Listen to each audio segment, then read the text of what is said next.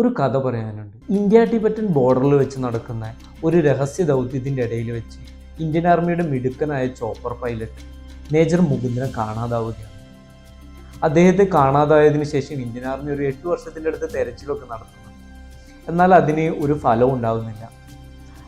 അങ്ങനെ അദ്ദേഹത്തിൻ്റെ മരണം ഉറപ്പിക്കുകയാണ്. എന്നാൽ അദ്ദേഹം മരിച്ചിട്ടില്ല എന്ന് മനസ്സിൽ ഉറപ്പിക്കുന്ന കുറച്ച് പേരുണ്ട്. അദ്ദേഹത്തിൻ്റെ ഭാര്യ, അദ്ദേഹത്തിൻ്റെ മകൾ ഗോപ, അതുപോലെ തന്നെ അദ്ദേഹത്തിൻ്റെ സുഹൃത്തായ ചൗധരി. ഒരാൾ മരിച്ചു എന്ന് പറയുന്നതിനേക്കാൾ സങ്കടകരമാണ് കാണാതായി എന്ന് പറയുന്നത്. എന്ന് വെച്ചാൽ നമുക്കൊരാൾ മരിച്ചു എന്ന് മനസ്സിലായി കഴിഞ്ഞാൽ ആളുടെ മരണം നമ്മൾ കുറച്ച് കാലം കഴിയുമ്പോൾ ആക്സെപ്റ്റ് ചെയ്തുകൊണ്ടിരിക്കും, അല്ലെങ്കിൽ കുറച്ച് കാലം കഴിയുമ്പോൾ നമ്മളത് ആക്സെപ്റ്റ് ചെയ്യും. ബട്ട് ഒരാൾ കാണാതായി എന്ന് പറഞ്ഞാൽ നമുക്ക് എന്നും പ്രതീക്ഷയാണ്, നാളെ വരുമോ അയാൾ എന്നുള്ളൊരു പ്രതീക്ഷ. അത്തരത്തിൽ ഗോപയും അമ്മയും ഒരുപാട് കാലമായി ജീവിക്കുന്നു. ഗോപ ഇപ്പോൾ ഇന്ത്യൻ ആർമിയിലൊരു ഡോക്ടറാണ്. അങ്ങനെ ഗോപയുടെ മനസ്സിലുള്ള ദൗത്യം അച്ഛൻ മരിച്ചിട്ടില്ല, അച്ഛനെ കണ്ടുപിടിക്കണം എന്നുള്ളത് മാത്രമാണ്. ഗോപ ഇന്ത്യൻ ആർമിയിൽ ചേർന്നത് തന്നെ ഈ ഒരു ദൗത്യം കംപ്ലീറ്റ് ചെയ്യുന്നതിന് വേണ്ടിയിട്ടാണ്.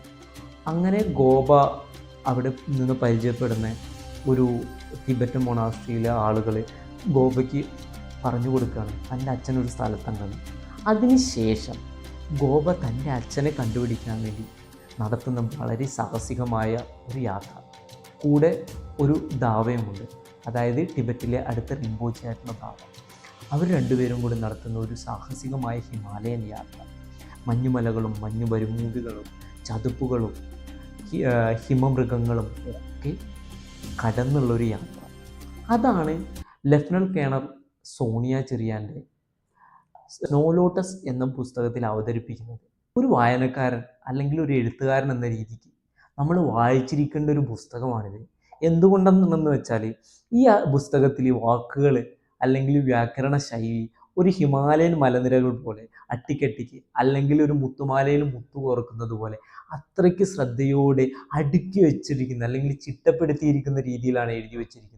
അപ്പം തന്നെ എനിക്ക് ഒരു സങ്കടകരമായിട്ട് തോന്നിയ കാര്യം, ഞാൻ ഈ പുസ്തകത്തിൻ്റെ ഫസ്റ്റത്തെ ചാപ്റ്റർ തൊട്ട് അവസാന ചാപ്റ്റർ വരെ വളരെ ഇൻട്രസ്റ്റിങ്ങോടെ വായിച്ചു കൊണ്ടെന്ന് വളരെ വിശദീകരിച്ച് തന്നെ എഴുതിയിട്ട് അവസാനത്തെ ചാപ്റ്റർ, അതായത് ക്ലൈമാക്സ് എന്ന് പറയുന്നത് വളരെ പെട്ടെന്ന് തീർത്തതുപോലെ എനിക്ക് തോന്നി.